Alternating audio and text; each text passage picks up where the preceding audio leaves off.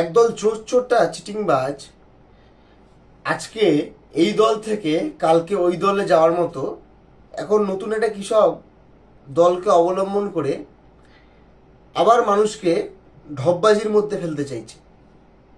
Nationalist citizen এসব পুরনো একটা কোনো দল তার মধ্যে ঢুকে গিয়ে আবার মানুষকে টুপি পরানোর কায়দায় নেমেছে হচ্ছে ওই তৃণমূল নামক রাজনৈতিক যে একটা দেউলিয়া কোম্পানি ছিল সে কোম্পানির লোকেরা। এখন দেখুন, এরা ভোটে জিতেছে মানুষের এইটা বলে তারা নাকি বিজেপি বিরোধী, আর বিজেপি বিরোধী বলে আজকে ভোটে জিতে এমপি হয়ে মাসে মাসে একটা মোটা অঙ্কের বেতন নিয়ে তারা এখন বিজেপির সাথে হেলে গেছে। আমার কথা, এই যে কনফিউশন তৈরি করার চেষ্টা চলছে পশ্চিমবঙ্গের রাজনীতিতে, এটা স্ট্রিক্টলি করছে রাষ্ট্রীয় স্বয়ংসেবক সংঘ এবং বিজেপি। তারা বুঝে গেছে যে পশ্চিমবঙ্গের 4 তারিখের পর থেকে যে বাইনারি সেট হয়েছে, অর্থাৎ হয় বামপন্থার পক্ষে নয় দক্ষিণপন্থা ডানপন্থার পক্ষে। এখন স্বাভাবিকভাবে যে কোনো সুবুদ্ধি সম্পন্ন মানুষ, যার মধ্যে প্রগতিশীল চিন্তা আছে, যার মধ্যে সমাজ গড়ার চিন্তা আছে, যার মধ্যে নতুন করে কিছু ভাবার চিন্তা আছে, সমাজকে এগিয়ে নিয়ে যাওয়ার চিন্তা আছে, সে স্বাভাবিক এই বাইনারির মধ্যে যখন কথা হবে তখন সে বামপন্থার পক্ষে যাবে। এটা তারা বুঝে গিয়েছে। এখন কোনো মাঝামাঝি অবস্থান ধরনের কিছু নেই। তারা অনুমান করে নিয়েছে যে 100-র মধ্যে বেশিরভাগ মানুষই, 50-এর বেশিরভাগ মানুষই এই বাম বলে যে শক্তি তার পক্ষে দাঁড়াবে। তাই জন্য এখন তারা এইসব উল্টোপাল্টা হাবিজাবি আবর্জনাদেরকে ভরিয়ে নতুন ধরনের বিজেপি বিরোধী, আরএসএস বিরোধী, প্রগতিশীল চিন্তার পক্ষে থাকা যে ভোটকে ভাগ করতে চায়। এখন দেখুন, যারা এসব করছে, এসব নতুন দল ফলের নাম করে, এদেরকে আপনি দেখবেন না যে এরা হকার উচ্ছেদের সময় একটা টু শব্দ করেছে। এদেরকে আপনি দেখবেন না নিটের মতো এত বড় একটা স্ক্যাম বিজেপি সরকারের নেতৃত্বে হয়েছে, এই স্ক্যামের বিরুদ্ধে তারা এখন কথা বলেছে। এদেরকে আপনারা দেখবেন না যখন নাকি ছাত্রছাত্রীরা এতদিন ধরে স্কলারশিপ পাচ্ছে না, এই নিয়ে টু শব্দ করেছে।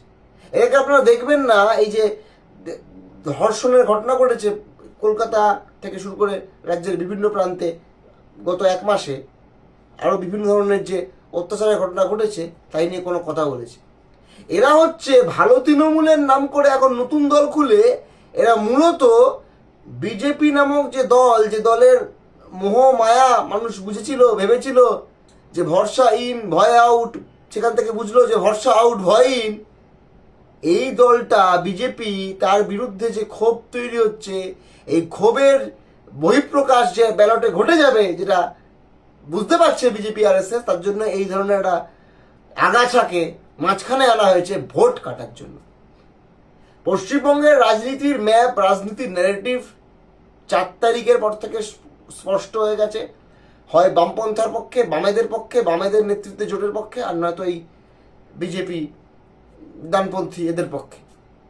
এখন এর মাঝামাঝি যেগুলো করা হবে, এগুলো হচ্ছে মানে একদম স্ক্রিপ্টেড ওয়েতে, প্ল্যানফুলি এই বিজেপির সরকারের যে ধরনের খারাপ কাজগুলো আছে, জনবিরোধী কাজ আছে, যেই গোলমালগুলো তারা করছে, এই গোলমালকে ঢাকার জন্য, ইস্যু ঘুরিয়ে দেওয়ার জন্য এবং এর বিরুদ্ধে যে বহিঃপ্রকাশ ঘটছে, এই বহিঃপ্রকাশের রেশ কমানোর জন্য এদেরকে আনা হয়েছে।